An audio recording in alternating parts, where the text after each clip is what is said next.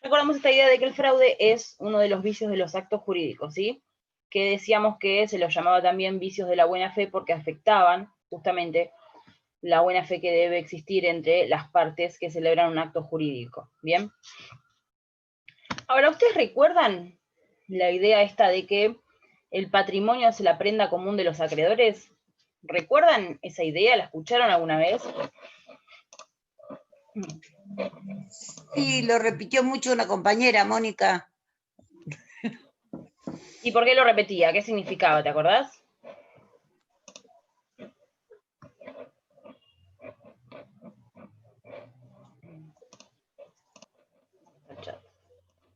Es de lo primero que se van a valer los acreedores, profe. ¿Cómo, En caso Anaí, de vuelta? Que es lo primero en que se van a valer los acreedores en caso de incumplimiento de alguna deuda. ¿Es lo primero o qué? Es la garantía, doctora. Es la única garantía, en realidad. En el sentido de que la única posibilidad que tiene el acreedor que no es satisfecho en su crédito, la única posibilidad que tiene es agredir el patrimonio de su deudor. Se dice agredir, la terminología jurídica es agredir el patrimonio. Por eso se dice esta idea de que el fraude es la prenda común de los acreedores. Prenda significa garantía, ¿sí? Es decir, lo único que garantiza el cumplimiento de la obligación de mi deudor va a ser su patrimonio, ¿sí? Más allá de que pueda existir un cumplimiento voluntario, ¿sí? Entonces, recordemos esta idea de patrimonio como prenda común de los acreedores, porque va a ser la base de la noción del fraude, ¿sí? Vamos a hablar a partir de un ejemplo. ¿Ustedes ahí ven la pantalla completa o ven el cuadrito que yo tengo con las caras de ustedes? No, la pantalla completa. Bien, ven todo el PowerPoint. Bien. Les hice acá un gráfico para que nos ubiquemos. Bien. Vamos a suponer que yo contrato con A, ¿sí? Yo soy B acreedora y contrato con mi deudor. Bien.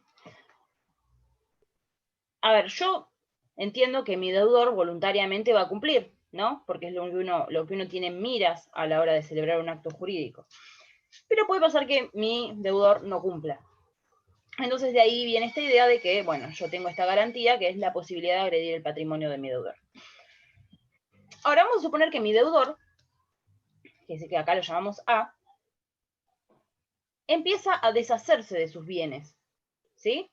En el sentido de que los enajena, los dona, los vende, ¿sí?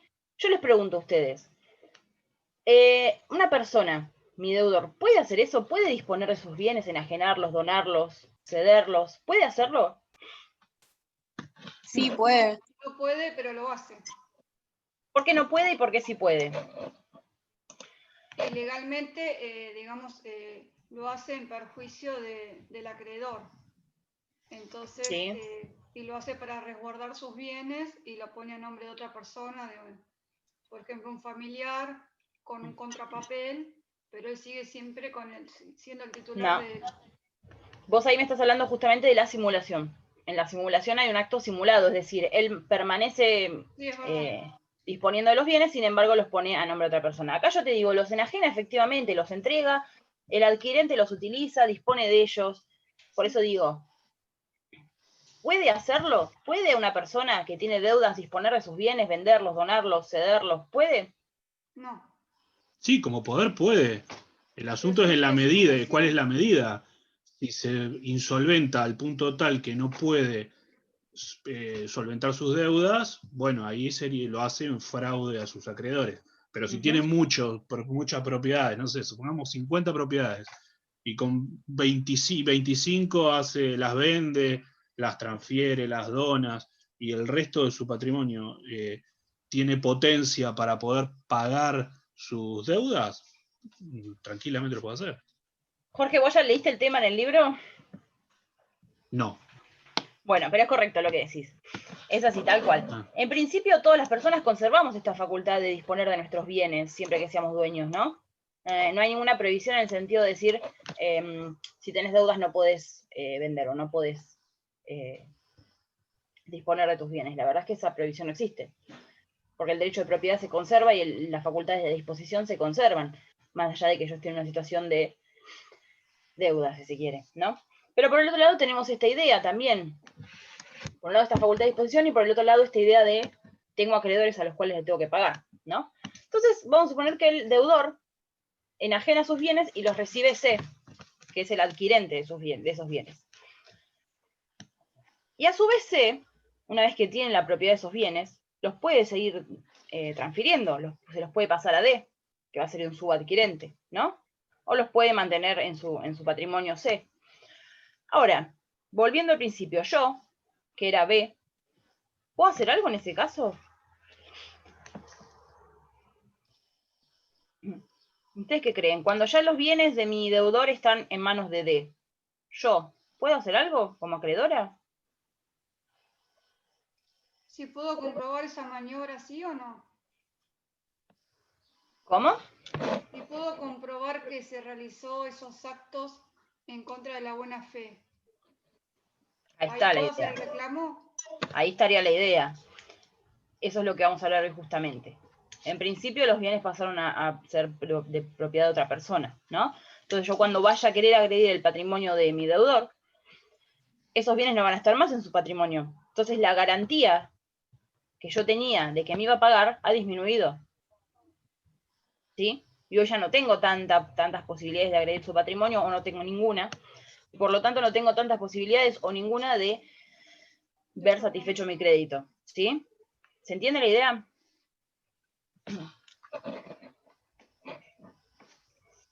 Sí, Sí. y si no podés probar, Ahí lo vamos a ver. De ese tema va a tratar toda la clase, más o menos. Bien, entonces, esta es la idea del fraude, ¿bien?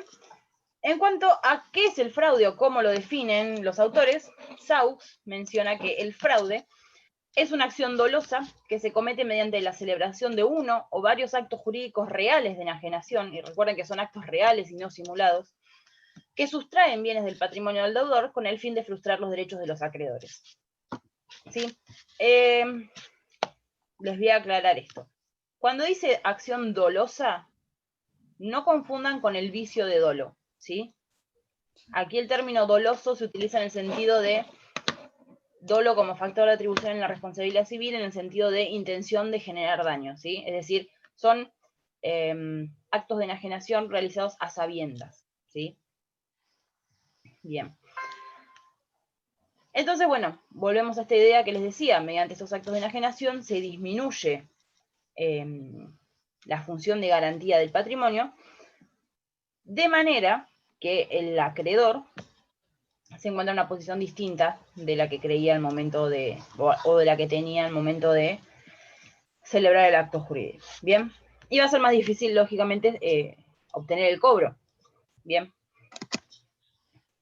Entonces tenemos que diferenciar el fraude de otras dos figuras, que son la simulación y el fraude a la ley. Bien. Respecto de la simulación, la diferencia va a ser que en la simulación el acto, les decía, es simulado, es esto que decía Salomé, de que lo pone a nombre de otra persona, pero continúa disponiendo de sus bienes, del bien. Acá no, acá la transmisión es real, el acto de transmisión va a ser real. Bien. Y respecto del fraude a la ley, los dos tipos de situaciones son especies dentro del género fraude, es decir, el fraude sería el género, y el fraude a la ley y el fraude a los acreedores, que es el que estamos tratando, se lo suele llamar fraude o fraude a los acreedores, son especies dentro del fraude. ¿Sí? ¿Alguno recuerda qué era el fraude a la ley? Puede ser cuando hacemos una venta, por ejemplo, de un automotor y lo hacemos figurar que vale menos para evadir impuestos. Podría ser. Pero ¿de qué se trata el fraude a la ley? ¿Alguno lo recuerda? Creo que lo vieron en la primera parte.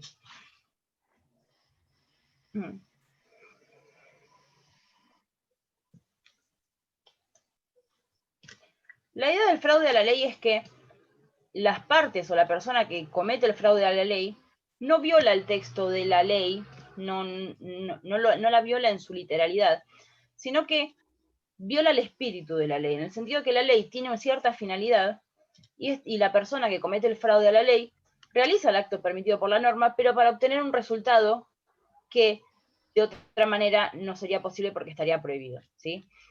Yo ahí les puse algunos ejemplos, no es el tema de hoy y entiendo que lo han visto en algún momento.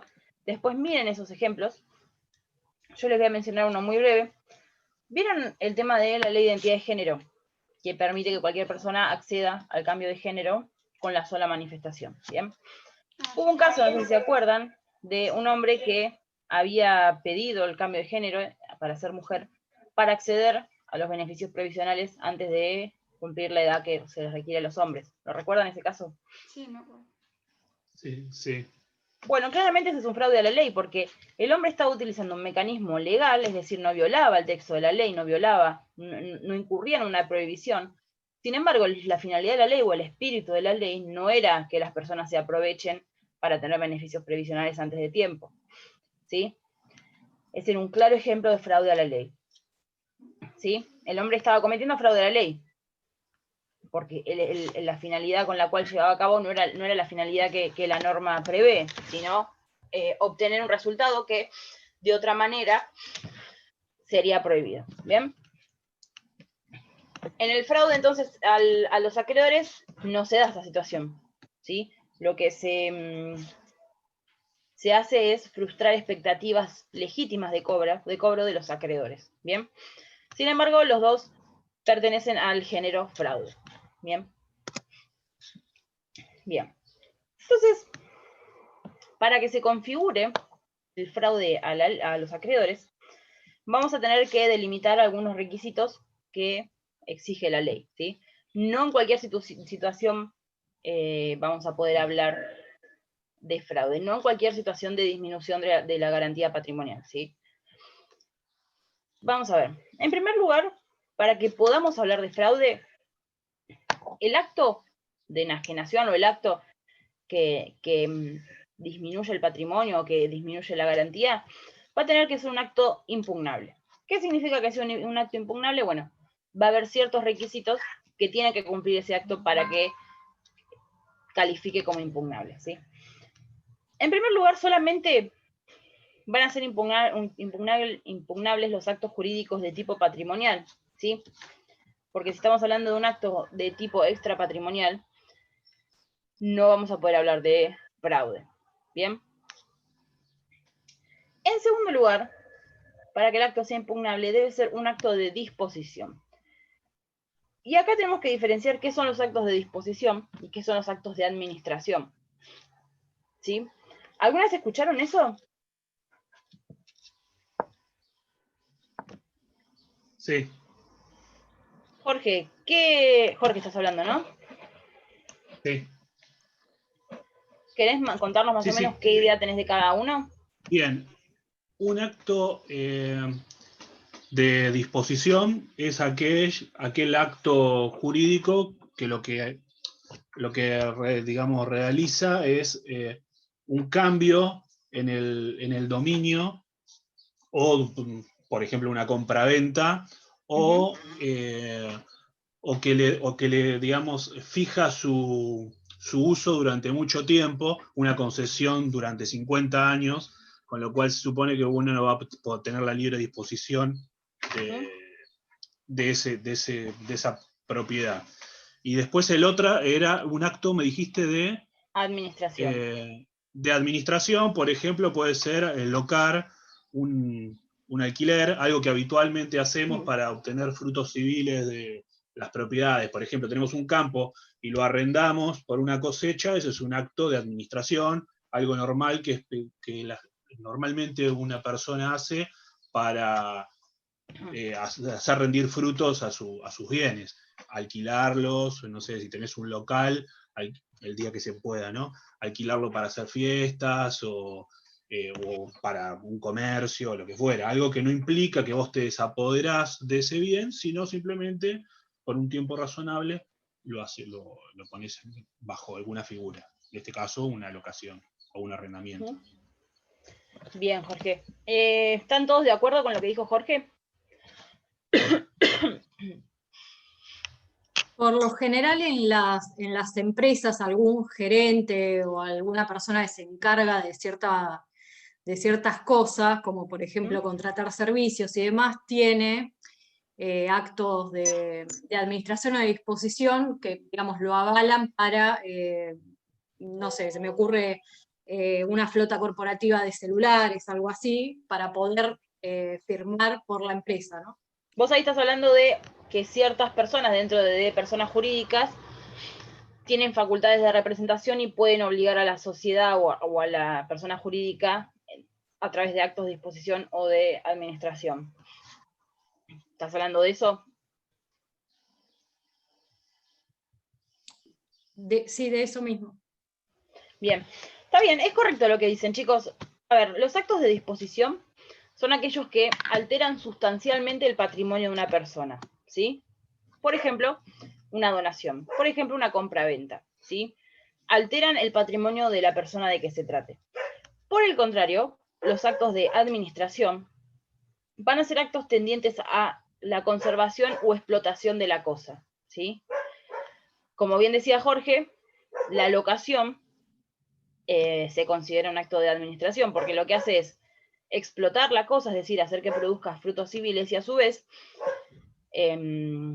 conservar la cosa. Son actos de conservación, actos de mantenimiento de la cosa para que no no pierdan valor económico, ¿sí? Esto que decía Jorge es cierto, a veces cuando los actos de administración se prolongan por un tiempo demasiado extenso, a veces son considerados actos de disposición. Si yo hago una locación, no recuerdo cuál es el límite máximo que impone hoy el código, pero por, no sé, 20 años es posible que ese acto sea calificado como de disposición y no de administración, ¿sí? Entonces, para que el acto sea impugnable y sea catalogado como un acto fraudulento en perjuicio de los acreedores, va a tener que tratarse de un acto de disposición. Bien, los actos de administración en principio no entrarían dentro de la posibilidad de hablar de fraude. En tercer lugar, ¿para qué saco esto? Para que el acto sea impugnable tiene que causar el empobrecimiento u obstar en el enriquecimiento de la persona, ¿sí? A eso ahora lo vamos a ver mejor. Pero el acto o causa el empobrecimiento, es decir, una persona estaba con una situación de solvencia, ¿sí? Y causa que disminuya esa solvencia, o que obste el enriquecimiento, significa que había una posibilidad de mejorar de fortuna y el acto impide esa mejora de fortuna. Por ejemplo, si yo renuncio a una herencia, ¿sí? Si yo renuncio a una herencia, no es que causo el empobrecimiento, sino que obsto mi enriquecimiento, ¿sí? Y en último lugar, para que el acto sea impugnable, va a tener que tratarse de derechos que no sean intuitu personae, ¿sí? Estos que hablamos en la clase pasada, derechos inherentes a las personas. Por ejemplo, reclamar una indemnización por daño moral, ¿sí? Es un derecho intuitu personae. O reclamar los alimentos, también es un acto intuitu personae. O sea que, si el acto que intentamos tachar de fraudulento refiere a derechos intuitu personae, no podemos pensar entonces que se trata de fraude, ¿sí? No califican para la situación de fraude a los acreedores. Esos 4 elementos deben darse para que se cumpla el primer requisito, ¿sí? Que es que el acto sea impugnable. En segundo lugar, el acto va a estar viciado de fraude solamente cuando haya causado la insolvencia del deudor o la haya empeorado, ¿sí? ¿Qué significa? El primer caso, causa la insolvencia. Por ejemplo, hay una persona que tiene un patrimonio potente, ¿no? Sin embargo, dona su bien más valioso, ¿sí? Y de repente, esa donación causa su insolvencia, ¿sí? Es decir, antes era solvente, sin embargo, con donar uno de sus bienes, porque era el más valioso, pasa a ser insolvente. Por el contrario, el acto va a agravar la insolvencia del deudor cuando la persona ya se encontraba en una situación de insolvencia y, sin embargo, la renuncia a un derecho que le puede generar un enriquecimiento o la enajenación de un bien, empeoran esa situación de insolvencia, ¿sí? ¿Se entiende esto? Profe, ¿te puedo hacer una pregunta? Sí. la caracterización que estás mostrando no es de Rivera, ¿no? Porque estoy tratando de seguirlo con Rivera, pero aparecen No. como otros puntos. No. A ver, Rivera, para mí, hay ciertos temas que tiene tratamientos muy breves. El tema del fraude es enorme, ¿sí? Y no me gusta mucho cómo lo trata. Yo cuando estudié Civil 1, en el 2013 creo que fue, usábamos el libro de Jean Vías, ¿sí? Y yo normalmente sigo utilizando el libro de Jean Vías porque a mí me gusta más. No me fijo, obvio, en los artículos, pero sí utilizo más que nada ese libro para la teoría y además el tratado que usamos todos en la cátedra. Por eso a veces las cosas no se ven iguales. Igualmente Rivera no dice nada muy distinto, pero quizás sí esto que les estoy comentando es más puntilloso de lo que le puede decir el manual, ¿sí? Bien. Dijimos entonces que el acto debe causar o agravar la insolvencia del deudor. Como tercer requisito, tenemos que, para que exista fraude, tiene que darse la situación de que los acreedores del deudor tengan un crédito de fecha anterior al acto que se reputa fraudulento. ¿Qué significa esto?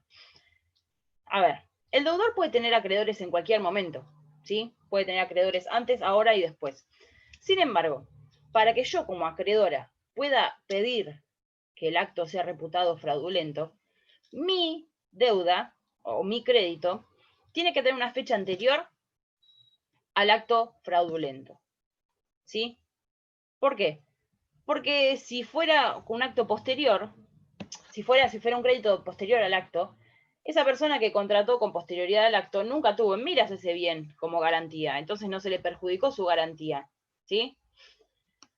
Por el contrario, si yo sabía que tal persona tenía cierto patrimonio y ese patrimonio disminuye, luego de que yo contrato, claramente se ve afectada mi garantía. ¿Se entiende esto? El tema de la fecha del crédito. Y hay una excepción, que es el caso en que el deudor se insolvente en miras a una futura obligación, ¿sí?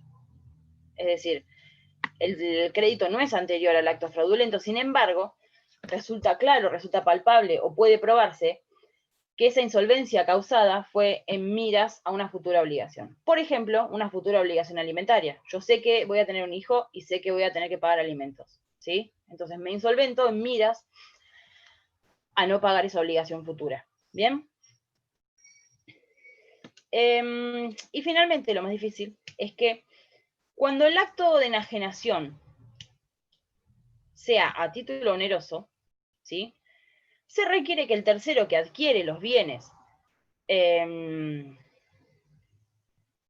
enajenados haya actuado con mala fe, ¿sí? ¿En qué va a constar la mala fe en este caso? Bueno, el código dice que la mala fe se da cuando ese adquirente conocía o debía conocer el estado de insolvencia de su vendedor, ¿bien? Es decir, lo conocía, sabía que la transmisión esa generaba la insolvencia, bien, entonces se da este requisito, es de mala fe. Ahora, no sabía, pero debía saberlo, también se da el requisito, también hay mala fe. Entonces, en caso de que la enajenación sea a título oneroso, para que podamos hablar de fraude y podamos pedir algún tipo de solución, el adquirente va a tener que ser de mala fe, ¿sí? Si el adquirente es de buena fe, entonces no podemos hacer nada. Ahora lo van a ver. Por el otro lado, si el adquirente es a título oneroso, la transmisión es a título oneroso, no me va a importar la buena o mala fe del adquirente, ¿sí? Porque hay un título a título gratuito, digo. Porque no hay título oneroso. El código dice, si es a título oneroso, el adquirente debe ser de mala fe, ¿sí? Entonces, los otros tres supuestos va a proceder, ¿sí? ¿Lo entienden esto? Quizás lo dije de una manera complicada. Una consulta. Punto 3, que algo hablamos en la clase pasada. El deudor tiene que saber que tiene una deuda, ¿no? Si no, no es o sea, el fraude de esto que estamos hablando, tiene que saber primero que tiene una deuda, si no, no sería fraude. ¿Y cómo podría no saberlo? No sé, por muchas cosas, pero Es decir, vos no podés tener una deuda que no sepas que tenés. Si A no ver. estás enterado. En Porque algún en momento te acto obligaste. jurídico vamos a tener la clase de efectos de auto jurídico, no sé si ya la tuvimos, pero puede llegar a tener algo que no sepa. A ver, en algún momento te obligaste, ¿sí? Si te obligaste, sabes que la consecuencia es el cumplimiento. Sí, en ese sentido sí. Dudo que uno pueda no conocer una deuda. Habría que ver, porque si se entiende que el fraude, como dijimos en la definición del principio, es una acción dolosa, entonces para que haya dolo debería haber conocimiento, ¿sí? Exacto. Sí. Sí. A ver, otro juez te puede decir, la verdad es que yo no puedo pensar que alguien no conozca que tiene la obligación de cumplir. La verdad no está contemplado en la ley, no es un supuesto que se piense, ¿sí, Lucas? Bien. Por otro lado, todas estas cuestiones son cuestiones de prueba. A ver, yo puedo decir no sabía y tengo que mostrar que no sabía, ¿sí? Es raro lo que decís. Bien, entonces, supongamos, volvemos al principio, yo soy acreedora de una persona, de mi deudor realiza este tipo de actos de enajenación que disminuyen mi garantía, y yo miro la diapositiva anterior y digo, bueno, el acto este que realizó mi deudor cumple todos los requisitos, ¿bien? ¿Qué solución tengo yo como acreedora o qué solución me aporta la ley a mí como parte perjudicada por estas acciones? Bueno, la ley me da la acción revocatoria o acción pauliana, ¿sí? Se la llama de las dos maneras. La acción revocatoria entonces va a ser una acción que tienen los acreedores para atacar el acto que consideran fraudulento, ¿sí? Y que va a tener un efecto muy particular esta acción. Porque hasta ahora ustedes vieron que todos los actos celebrados mediando un vicio eran nulos. Pero aquí la acción revocatoria no va a producir la nulidad de ese acto que yo ataco, va a producir la inoponibilidad, ¿sí? Que es otro tipo de ineficacia. ¿Qué significa la inoponibilidad? La inoponibilidad significa que el acto en cuanto a sus efectos se va a desdoblar, se dice. Entre las partes, es decir, mi deudor y el adquirente que recibe el bien que mi deudor enajena, y frente a terceros, el acto va a ser perfectamente eficaz porque el deudor, que va a ser el transmitente, no tenía ninguna prohibición para contratar, no tenía ninguna prohibición para enajenar bienes. Entonces, el adquirente y el deudor van a tener un acto perfectamente válido. ¿Entienden por qué esto? Por esto que yo les preguntaba al principio. Bueno, una persona que tiene una deuda, ¿puede enajenar sus bienes? Sí, claro que puede. No pierde la facultad de disposición sobre sus bienes, ¿sí? Pero ¿cuál es el efecto de la inoponibilidad frente a los acreedores perjudicados, ¿sí? por esas acciones fraudulentas o por esos actos jurídicos que disminuyen la garantía? Frente a los acreedores que inician la acción revocatoria y además triunfan en la acción revocatoria, ¿sí? El acto va a dejar de ser eficaz. Es decir, para ellos el acto no va a haber existido, el acto de enajenación, la transmisión. Y van a poder ejecutar ese bien como si el bien permaneciera en el patrimonio de su deudor, es decir, como si nunca lo hubiese transmitido, ¿sí? De manera que van a poder ejecutarlo y satisfacer su crédito con ese bien que había sido objeto de un acto fraudulento. Ustedes me dirán, entonces, ¿qué pasa si el acreedor triunfa en la acción revocatoria, ejecuta el bien? ¿Qué hacemos con el adquirente? Que para él el acto es válido. ¿Entienden a grandes rasgos la controversia que puede surgir de todo esto? Quiero que me hablen, quiero que me digan si entienden cuál es la problemática que genera todo esto. Sí, o sea, es clarísimo. A ver, si él tenía mala fe y realmente tenía mala fe, hablando en términos poco académicos, ajo y agua, ¿no? Pero si él era, digamos, el problema que yo veo es si él realmente era un comprador a título oneroso y bueno, de alguna forma se demuestra la mala fe o se presume, y se queda sin el bien y sin lo que pagó, o a su vez le puede reclamar al vendedor ese dinero, que le devuelva la plata. Claro, la idea No es sé. esta, justamente, el adquirente. Si eventualmente los acreedores triunfan en la acción revocatoria, el adquirente se queda sin el bien. Eso ¿Sí? es lo que quería consultar. Entonces, ¿qué hacemos? ¿Se Yo entiende? tengo que reparar eso. ¿Vos quién? A ver, yo Sí, deudor, como dijiste hoy, hago un acto que no tenía prohibido, que es enajenarme de una casa y dársela a otra persona, Sí. que sería el adquirente. En este caso, cuando, ¿cómo se llama? La acción está Paulina revocatoria. Sí, Pauliana, donde queda sin efecto todas esas operaciones y el acreedor puede ir contra el bien, ahí el adquirente pierde ese bien. En realidad, mira, te corrijo algo técnico. No es que queda sin efecto, ¿sí? Porque eso sería una nulidad. Justamente acá la diferencia es que el acto no es nulo, porque si fuera nulo, el adquirente tampoco podría hacer nada. Acá el acto es inoponible, porque es inoponible en el sentido de que es inválido respecto de los acreedores que triunfan en la acción reivindicatoria, pero para todos los demás, es decir, para el adquirente, que fue el que compró o recibió el bien, y para los terceros, el acto es válido. ¿Se entiende? Sí. Por eso todos los problemas que pueden surgir. Ahora vamos a Profe, ver qué puede hacer cada uno. pero si hablamos de un adquirente que fue de buena fe, ¿qué pasa? ¿Esa persona en realidad no tiene que responder ante esto? ¿Es el deudor o también tiene que responder?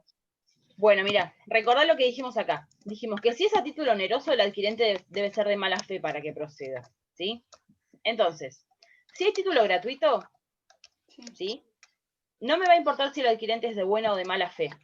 Va a proceder siempre, ¿sí? Ahora, si hay título oneroso y hay mala fe en el adquirente, va a proceder también. Pero si es a título oneroso y el adquirente es de buena fe, no va a proceder la acción. Entonces, el acreedor no va a poder recuperar el bien y ejecutarlo, ¿sí? Profe, ¿le puedo hacer una pregunta? Sí, para que termino con Carolina y ahí vas vos ahí, sí. No, igual creo que entendí. O sea, si es a título gratuito, digamos que procede porque de alguna manera al adquirente no lo estaría perjudicando porque lo obtuvo a título gratuito. Y si lo obtuvo de mala fe, bueno, corresponde porque fue de mala fe. Y si fue de buena fe, no, porque si no se estaría perjudicando a una persona que pagó por algo, digamos, de buena fe. Si fue de buena fe y a título gratuito. Ahí les hice un cuadrito. A título oneroso. Sí, a título oneroso, perdón, sí. Bien, Anaí. No, creo que es un poco de lo mismo. O sea, que sí o sí para que se dé, tiene que el adquirente esto, conocía o debía conocer el estado de insolvencia. Sí o sí se tiene que dar eso. Para que se configure la mala fe, sí. Conocía o debía conocer el estado de insolvencia o que el acto causa la insolvencia. ¿Sí? Ahí seguimos y van a verlo mejor. Bien, entonces, yo como acreedora... Profesora, ¿y cómo se obtiene? ¿Cómo el adquirente puede recibir a título gratuito? Una donación. ¿Las partes se ponen de acuerdo? ¿Hay un contradocumento tapado? No. Acá no hay contradocumento porque el contradocumento es propio de la simulación. En la simulación. De la simulación, el contradocumento es de la simulación. Un contrato entre el vendedor y el adquirente. Una compra-venta. Firman un contrato, le vende. Uno paga y el otro recibe. O por el contrario, un contrato de donación. Ahí son solidarios responsablemente, si actuaron de mala fe tanto el adquirente como el deudor. Ahí lo vas a ver. Ahí eso lo vamos a ver al final. ¿Sí? Vamos por orden, porque si no, es mucho contenido. ¿Se entiende? O sea, no hay un contradocumento, porque acá el acto es real. El contradocumento lo que tiene la función es de demostrar cuál fue la realidad del acto y no la simulada. Acá no hay ninguna simulación. Acá efectivamente le dona o le vende. O le cede o le permuta, lo que sea. ¿Bien? Pero acá se puede demostrar el enriquecimiento en este caso. Acá hay un contrato válido, perfectamente válido, que demuestra que... O sea, el acto es válido. ¿Sí? Ahora lo vas a ver. Entonces, la acción revocatoria va a reputar ineficaz el acto, dijimos, pero esa ineficacia no va a ser la nulidad, sino la inoponibilidad. Y únicamente lo va a hacer para aquellos acreedores que ejercen la acción y en la medida de sus créditos. Vamos a ver, hay dos cosas ahí que dije. Solamente para los que ejercen la acción y en la medida de sus créditos. ¿Por qué solamente para los que ejercen la acción? Porque el mismo deudor puede tener 10 acreedores. Sin embargo, si de los 10 acreedores solamente 2 inician la acción revocatoria, solamente la inoponibilidad va a ser respecto de esos 2 que iniciaron la acción, ¿sí? Y que ganaron. Por otro lado, solamente en la medida de sus créditos, porque quizás el acto que se reputa viciado de fraude, el bien tiene un valor de $1.000.000 y la deuda tenía un valor de $10.000. Entonces, el acto va a ser inoponible hasta los $10.000, ¿sí? ¿Se entiende eso? Solamente en la medida de sus créditos, no por el total. Bien. Entonces, si el acto se reputa inoponible y fraudulento, van a poder ejecutar el bien del patrimonio de su deudor y cobrar su crédito con el producido. Bien. La acción revocatoria tiene algunos requisitos, que algunos ya los mencionamos y los vamos a repasar, que son los del artículo 339, ¿sí? Que dice: son requisitos de procedencia de la acción de declaración de inoponibilidad. Acá el código lo llama acción de declaración de inoponibilidad, pero se lo llama también acción revocatoria o pauliana. En primer lugar, que el crédito sea de causa anterior al acto impugnado, ¿sí? Esto les dije, excepto que el deudor haya actuado con el propósito de defraudar a futuros acreedores. Aquí la prueba es más difícil porque hay que probar la intención de defraudar a futuro, ¿sí? En caso de que el crédito sea anterior al acto, es mucho más sencillo. En segundo lugar, el acto debe haber causado o agravado la insolvencia del deudor, también lo dijimos.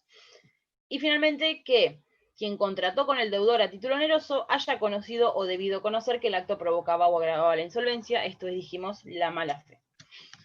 Entonces, en cuanto a este último inciso, que es el más problemático, les hice un cuadrito. Dígame si lo entienden. Entonces, ¿cuándo va a proceder la acción revocatoria, además de todos los requisitos que vimos?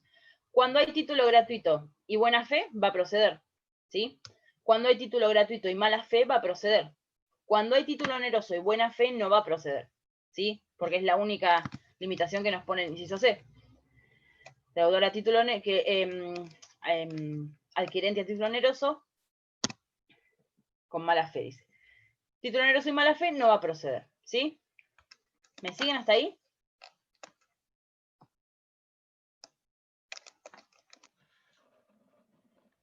¿Chicos? Sí, hasta ahí sí. ¿Se entiende? Bien. Y ahí abajo les aclaré, la mala fe va a constar de que quien contrató con el deudor haya conocido o debido conocer que el acto provocaba o agravaba la insolvencia. ¿Bien?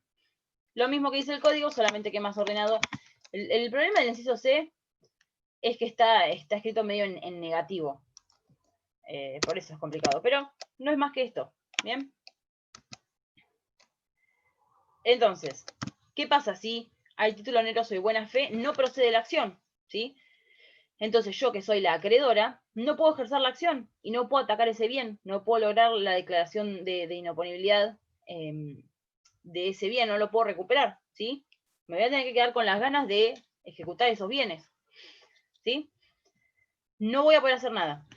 ¿Por qué? Porque acá la ley entiende, hay dos intereses contrapuestos. Por un lado, el del acreedor, ¿sí? Que tiene un legítimo derecho al cobro de ese crédito sobre esos bienes. Y por el otro lado, ¿quién está? El adquirente. El tercer adquirente de buena fe y a título oneroso, que no tiene nada que ver en la maniobra fraudulenta. Entonces el legislador dice, bueno, tengo que resolver en beneficio de uno de los dos. ¿En beneficio de quién resuelve el código? Resuelve en beneficio del tercer adquirente de buena fe y a título oneroso. ¿Bien? No porque el acreedor no tenga derecho, sino porque eventualmente la ley tiene que preferir uno sobre el otro. ¿Sí? Bien. Seguimos. Entonces, a ver, voy a ver qué hora es. Bien. ¿Hay alguna duda hasta ahí, chicos? Díganme, ¿eh? Bien, bueno. Dijimos entonces, tenemos la acción revocatoria pauliana, vimos los requisitos, tenemos que ver ahora quiénes son los legitimados activos y quiénes son los legitimados pasivos. Chicos, ¿saben qué son un legitimado activo y qué es un legitimado pasivo?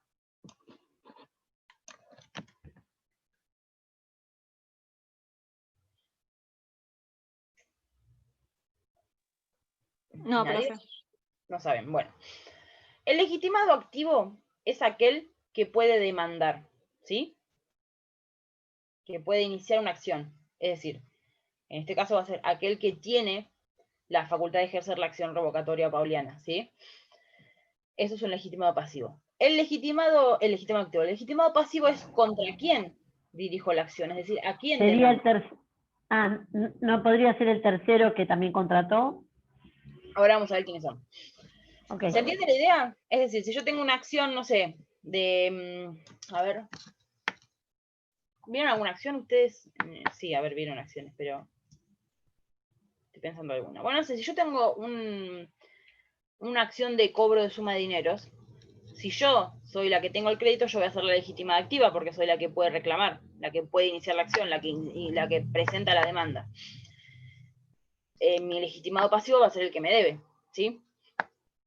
Entonces acá, ¿quién es el legitimado activo en la revocatoria? Van a ser, dijimos, los acreedores, cuyo título sea de fecha anterior al acto que van a atacar de fraudulento, ¿sí? Esto no tiene ningún misterio, es lo mismo que venimos diciendo de los requisitos, ¿sí? Y la excepción va a estar dada en el caso de cuando el deudor se insolventa fraudulentamente en miras a una futura obligación, es decir, el acreedor de esa futura obligación va a tener la acción, va a ser legitimado activo. ¿Quiénes son los legitimados pasivos? El acreedor, que dijimos que es legitimado activo, va a tener que demandar a su deudor, ¿sí?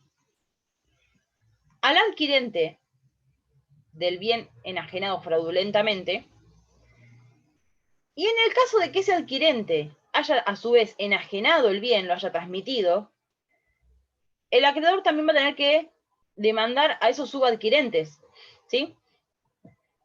Miren, si volvemos a la primera pantalla, B va a tener que dirigir su acción contra A, contra C y contra D. Y si hubiera un E, también. ¿Bien?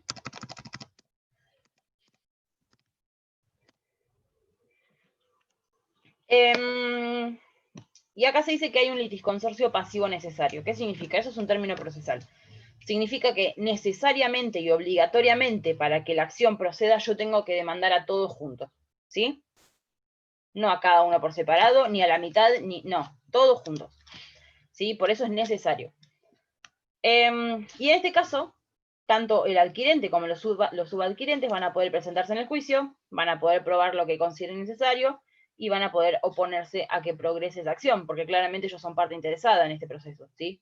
Porque recuerden, respecto del tercer adquirente y de los subadquirentes, el acto es perfectamente válido, ¿sí? Por este efecto de la inoponibilidad. Recuerden, entonces, para que yo pueda demandar a estas tres personas, no va a tener que haber título oneroso y buena fe, ¿sí? Porque yo ya sé que si hay eso, no procede la acción, no la inicio. ¿Se entiende? O sea, mi tercer adquirente va a tener que ser a título gratuito o a título oneroso mediando mala fe. ¿Bien? Entonces, una vez que se inicia la acción revocatoria, se dicta una sentencia, eventualmente que hace lugar a la acción revocatoria, vamos a tener que ver ciertos efectos que va a producir la acción, ¿sí? Y acá vamos a tener que distinguir entre los efectos respecto del acreedor, ¿sí? Los efectos respecto del adquirente, los efectos respecto de los subadquirentes, es decir, aquellos a los cuales el adquirente les transmitió, y los efectos respecto de los acreedores del adquirente. Ahí eso ya es como mucho. Vamos a ver la imagen primera. ¿A qué me refiero con los acreedores del adquirente? Me refiero a que tanto C como D puede a su vez tener acreedores, ¿sí? Y puede ser que esos acreedores hayan ejecutado el bien cuando se encontraron el patrimonio de C o de D, ¿sí? ¿Entienden? No los veo muy animados. ¿Esto puede ser, profe, que se dé en la simulación también? Puede ser, pero recuerden la diferencia entre la simulación y esto. Pero y quedaba firme eso que es. Se decía que quedaba firme si los acreedores de C y D iban contra su... ¿Qué se decía? ¿Decís, Anaí? Ay, perdón, se me tildó. Que en la simulación entendí que también quedaba, si los acreedores iban por C y D, que como que eso no se podía anular, digamos, que quedaba firme. Claro, a ver, acá la idea es el acreedor. Vamos a suponer que D es un adquirente a título gratuito, por lo tanto, B dice, bueno, buenísimo, procede la acción, ¿no? Ponete el micrófono, Anaí, y seguime y comentame si te parece lo que te digo o no. Sí. A ver, vamos a suponer que D es un adquirente o subadquirente, es lo mismo, a título gratuito. Entonces B dice, bueno, procede la acción. ¿A vos te parece que procede la acción, Anaí? ¿Me puede repetir de vuelta, profe? Perdón.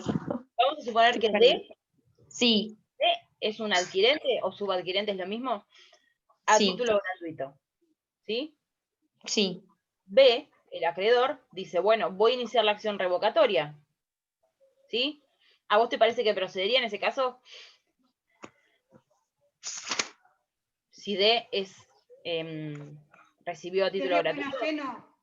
Si es a título gratuito y de buena fe, sí. Es a título gratuito siempre.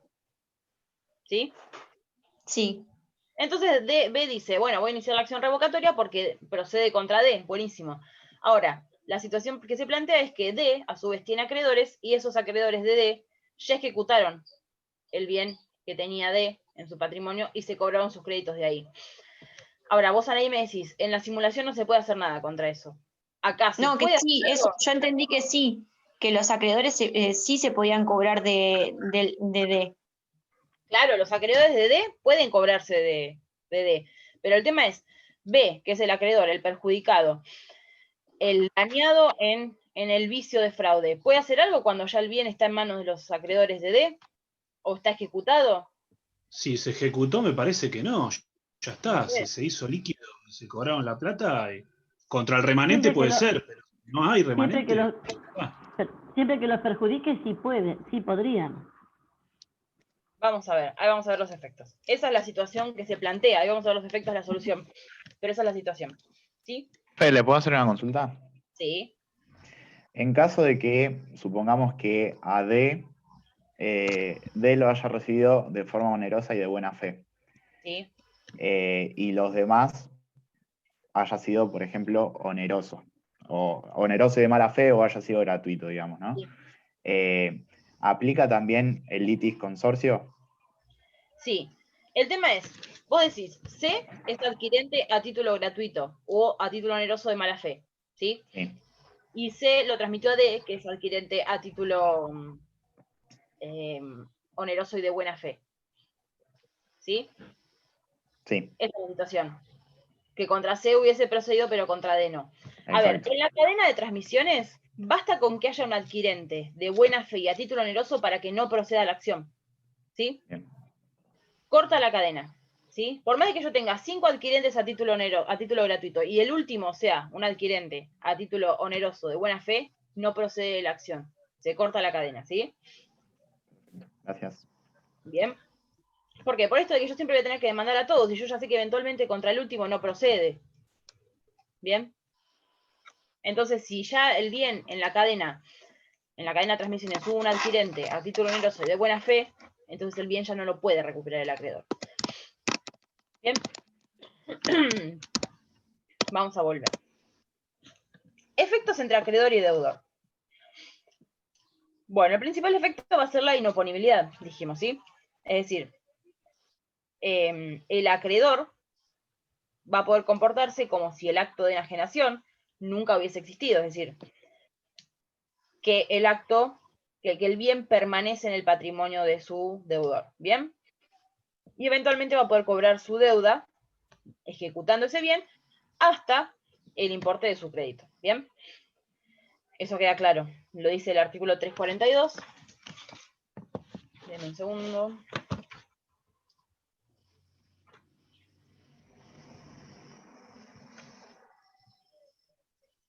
Bien, dice la declaración de inoponibilidad se pronuncia exclusivamente en interés de los acreedores que la promueven, en realidad no es que la promueven, sino que la promueven y vencen y triunfan, y hasta el importe de sus créditos. Bien.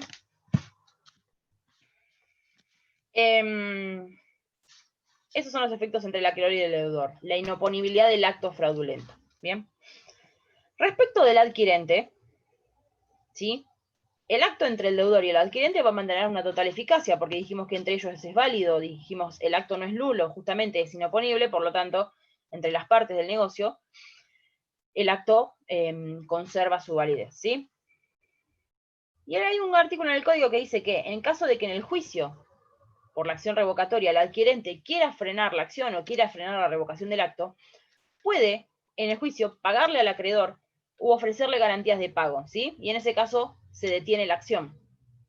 ¿Por qué? Porque el crédito del acreedor se encuentra satisfecho o asegurado, entonces ya no hay motivación para continuar con la revocación del acto, ¿sí? Si no hace eso, probablemente el bien que adquirió lo va a perder, ¿sí? Porque va a ser ejecutado por el acreedor. Bien, y en caso de que proceda la acción, se ejecute el bien, en caso de que quede un remanente de dinero, ese remanente le va a pertenecer al adquirente, ¿bien? ¿Por qué? Porque era válido la adquisición, entonces si hay un remanente le corresponde esa diferencia, ¿sí? Y también, no solo porque el acto suyo, el acto de transmisión es válido, sino también porque la inoponibilidad es solamente hasta el importe del crédito del acreedor. ¿Entendieron eso? Sí. Bien. Respecto de los subadquirentes, es decir, aquellos a los cuales el adquirente les transmitió el bien. Respecto de ese tercero, ¿sí? La acción del acreedor va a prosperar si la nueva enajenación, dijimos, se hizo título gratuito, haya buena fe o mala fe del subadquirente, y si se hizo título oneroso, solamente va a proceder si existió mala fe, ¿sí? Dijimos en la misma situación que la del adquirente. Por eso dijimos, basta con que uno en la cadena de transmisiones limite la procedencia de la acción. Paren que corto esto. ¿Sí? Y acá la mala fe va a ser la complicidad del subadquirente respecto del fraude entre el deudor y el primer adquirente, ¿sí? Porque acá ya al subadquirente no se le puede pedir que conozca que el acto anterior agravaba o no la situación de insolvencia, sino que es esta idea de complicidad en el acto doloso, fraudulento, ¿sí? Y dijimos, entonces el último supuesto era los efectos respecto de los acreedores del adquirente o del subadquirente, ¿sí? Dijimos, el caso de que D tuviera acreedores y ejecutaran ese bien. Entonces, el código dice que si los acreedores del adquirente o del subadquirente ejecutaron los bienes enajenados fraudulentamente mediando buena fe, es decir, no sabían ni podían conocer que ese bien se encontraba envuelto en esta maniobra fraudulenta, ¿sí? Entonces, respecto de ellos, el fraude no va a ser oponible. Es decir, para ellos el acto va a ser válido. No va a poder el acreedor recuperar la cosa, ¿bien? Porque son ejecutantes, ejecutaron el bien de buena fe, sin conocer la maniobra fraudulenta. Para ellos el acto de enajenación, entonces, entre el deudor y el adquirente, que va a ser su deudor, a su vez, va a conservar la eficacia. ¿Bien? Esos serían los efectos de la acción revocatoria. ¿Sí? Entonces, bueno, dijimos, ¿contra quiénes procede la acción? ¿En qué circunstancias? Ahora, la idea es, cuando el acreedor no puede ejecutar el bien, pues no lo puede recuperar para ejecutarlo, ¿sí? Es decir, cuando no procede o cuando no triunfa en la acción reivindicatoria. ¿Por qué? O porque el bien se perdió, es decir, por ejemplo, se lo ejecutaron los acreedores del otro, del adquirente o del subadquirente, o ¿por qué? Porque en la cadena de transmisiones hay un tercer adquirente o subadquirente de buena fe y a título oneroso. ¿Qué puede hacer el acreedor? ¿Qué pasa con el acreedor que no puede avanzar en la acción revocatoria, no puede recuperar el bien para ejecutarlo? ¿Qué va a pasar? Bien, el adquirente y subadquirente de mala fe, ¿sí? Pensemos en la imagen del principio.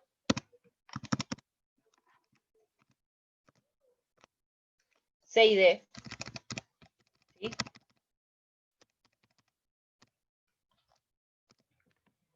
Si C y D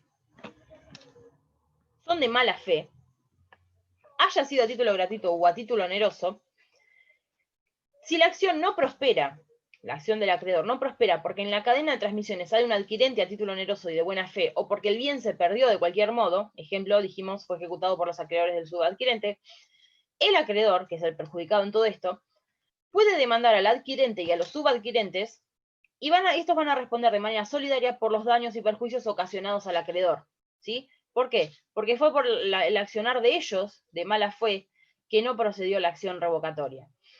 ¿Sí? Entonces, ¿cuál es la sanción, si se quiere? ¿O qué va a poder hacer el acreedor? Demandar a estos dos, al adquirente y los subadquirentes, los que hubiera, y van a responder ellos de manera solidaria por todos los daños y perjuicios que le hayan causado al acreedor. Bien. Misma situación. Pero ahora con el adquirente y subadquirente, no de mala fe, sino de buena fe. ¿Sí? Y además de buena fe va a tener que ser a título gratuito. Porque si el adquirente o subadquirente es de buena fe o a título oneroso, no se le va a poder reclamar nada. Ahora van a ver por qué. Dijimos, en el anterior caso era adquirente y subadquirente de mala fe, sin importar si es a título gratuito o oneroso. En este tenemos adquirente y subadquirente de buena fe a título gratuito. Misma situación. Si la acción no prospera porque en la cadena de transmisiones hay un adquirente a título oneroso y de buena fe, o porque el bien se perdió de cualquier modo, el acreedor perjudicado puede demandar al adquirente y subadquirentes de buena fe y a título gratuito, quienes responden de manera solidaria por los daños y perjuicios ocasionados al acreedor, igual que antes. Pero, en este caso, como hay buena fe, solamente van a responder por los daños en la medida de su enriquecimiento. ¿Qué sería en la medida de su enriquecimiento? ¿A alguien se le ocurre? Por el valor, digamos, del bien que recibió. Hasta ese límite. Por ejemplo, si lo transmitió, si lo vendió, la medida de su enriquecimiento va a ser el valor por el cual lo vendió. Si lo alquiló, también se va a ver enriquecido en ese monto, ¿sí? Y acá, ustedes fíjense, ¿ustedes vieron responsabilidad civil?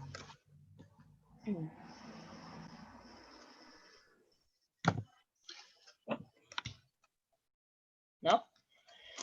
Fíjense, en el primer caso, que es cuando el adquirente y subadquirente son de mala fe, el fundamento de esta sanción, si se quiere, o de esta obligación de responder por los daños, es la responsabilidad civil, justamente, es el haber causado un daño porque hubo mala fe, hubo un accionar doloso. En este caso, en el caso del adquirente y subadquirente de buena fe, ya no hubo un accionar doloso. Y la ley, ¿en qué funda esta obligación de reparar? ¿Sí? Lo funda en que hay un enriquecimiento sin causa. ¿Bien? ¿Por qué? Porque acá hay un subadquirente o un adquirente que se enriquece, si se quiere, sin que haya motivo legítimo para ello. Aquí ya no hay una cuestión de responsabilidad civil, sino que hay un enriquecimiento sin causa. ¿Sí? Finalmente, en caso de lo mismo, que el bien se pierda o que no proceda porque en la cadena de transmisiones hay un adquirente a título oneroso y de buena fe, el acreedor ¿va a poder demandar al adquirente o al subadquirente de buena fe y a título oneroso? No lo va a poder demandar. Esto no está en el código, se los digo yo para que ustedes no se queden con la duda de por qué acá incluyo a los de buena fe y a título gratuito, acá todos los de mala fe, pero nunca me refiero al de buena fe y al de título oneroso. El acreedor no lo va a poder demandar. ¿Por qué? Porque no va a haber responsabilidad civil, porque no va a haber mala fe, ¿sí? Y por el otro lado, porque no va a haber enriquecimiento sin causa, porque el acto fue a título oneroso, por lo tanto no se enriqueció sin causa, sino que se enriqueció mediante un acto oneroso y si se quiere, pagó. ¿Se entiende? Entonces, ¿por qué lo podría demandar el acreedor? Por nada, ¿sí? No hay ningún tipo de acción respecto del adquirente o subadquirente de buena fe y a título oneroso. Bien, entonces, conclusión abajo les puse. El adquirente y el subadquirente frena la acción pauliana y además no puede ser demandado por el acreedor en calidad de responsable. ¿Bien? Denme un segundo. Bien. ¿Quedó más o menos claro? ¿Pueden prender las cámaras algunos y eso? Tengo una pregunta. ¿Tiene un término de prescripción de 2 años? Sí.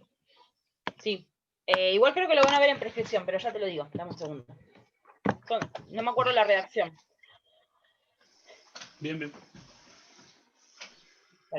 Está en el 2562 del código. Dame un segundo. Van a ser 2 años, ¿sí? Y el 2563 te dice que en la acción de declaración de nulidad relativa, revisión e inoponibilidad de actos jurídicos, que es el caso, el plazo se cuenta, dice. En la acción de fraude, inciso F. En la acción de fraude, desde que se conoció o pudo conocer el vicio del acto, ¿sí? Van a ser 2 años contados a partir de que el acreedor toma conocimiento o pudo tomar conocimiento del accionar fraudulento, ¿sí? Ese es el plazo de prescripción. Todos los vicios de la voluntad y de los actos jurídicos tienen ese plazo de 2 años. ¿Se entendió más o menos? Yo sé que esto es para revisarlo, para volver a pensarlo, pero la idea es que entiendan la idea general. Quizás ahora hacer preguntas es difícil porque es difícil pensar en todas las conexiones que hay entre las partes. Pero bueno, quiero saber más o menos si se ubican en el tema, si lo entienden, si hay alguna idea que les quedó pendiente, si entienden el tema de el título gratuito u oneroso y la buena y la mala fe. Profe, a mí siento que me falta profundizarlo, todavía no lo leí de Rivera. ¿Usted entonces me dice que lo leamos de Yambías? No, pero Yambías es el libro que tengo yo, es el libro viejo del código anterior. Yo lo que les recomiendo es, lean Rivera, lean el código antes, ¿sí? Y yo lo que hice el cuatrimestre pasado con los chicos es subirles el código comentado de InfoUse, los artículos referidos a fraude. Si a ustedes les sirve, se los vuelvo a subir, obvio. Pero en realidad no hay mucho más contenido de lo que les dije ahora, ¿sí? Ustedes lean el libro que les recomendaron, que es el de Rivera. Acá Carolina me dice que se tiene que rendir. Bien. El libro de Yambías en realidad es mucho más teórico y respirar el código anterior, así que no les va a servir en eso. ¿Sí? ¿Hay alguna duda? Vamos a hacer un mínimo repaso. Les voy a decir algo. No, discúlpame. Hola. Yo te había Sí. consultado de... ¿Hola? ¿Sí? Perdón, se me tildó.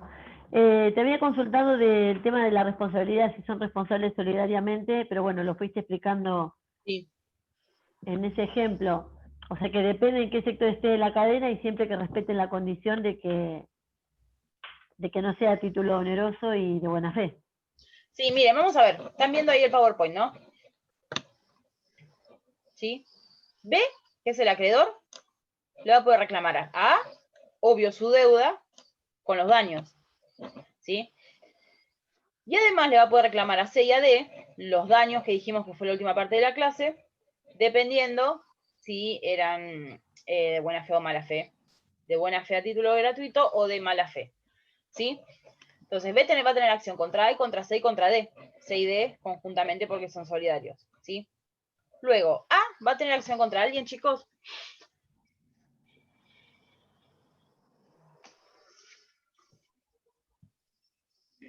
No. No. No, profesora. A hizo todo mal, chicos. Y luego... No, depende, claro.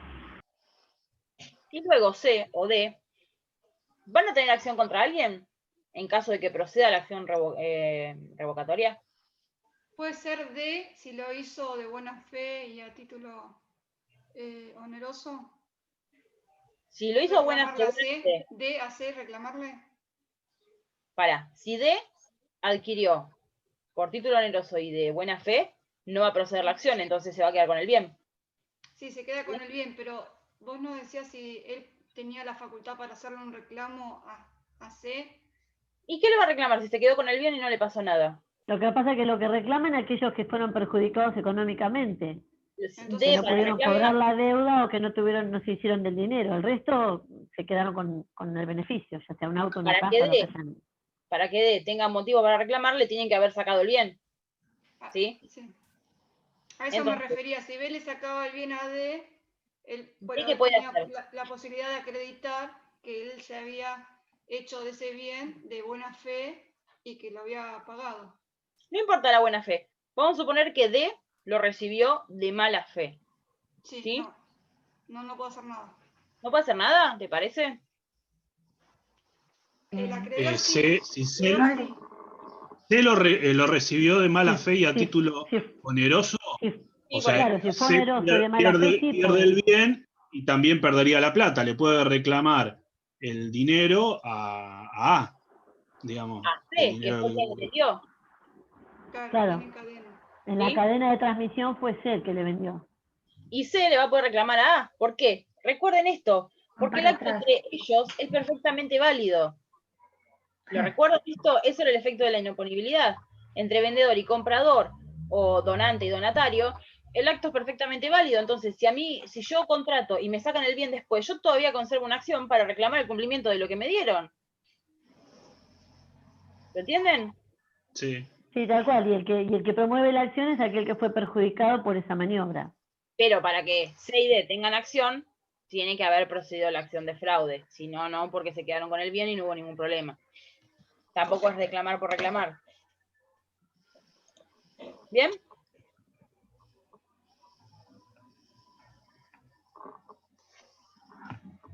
Bien.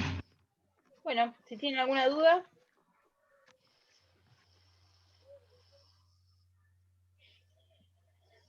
Lucas, Kiara, Julieta.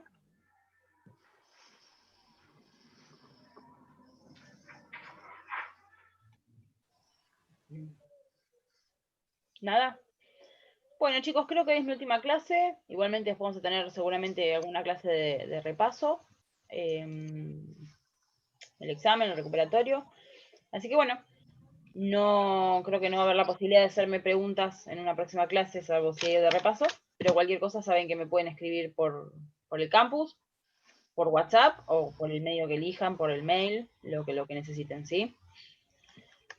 Y si necesitan algún material para profundizar sobre algún tema, también me lo pueden pedir. Yo les voy a subir la diapositiva esta y los artículos del código comentado para que si les queda alguna duda sobre el texto del código, que a veces no es del todo claro, lo puedan resolver ahí. ¿Sí? ¿Y cuál es su mail, profesora? Mi mail es chermeli, se los escribo en el chat.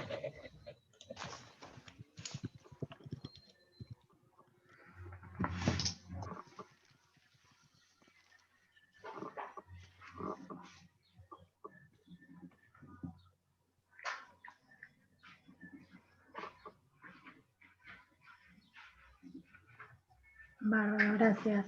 Bien. Bueno, chicos, estamos en contacto. Bueno, Que tengan buenas tardes. hasta luego. Hasta luego. Chao, gracias.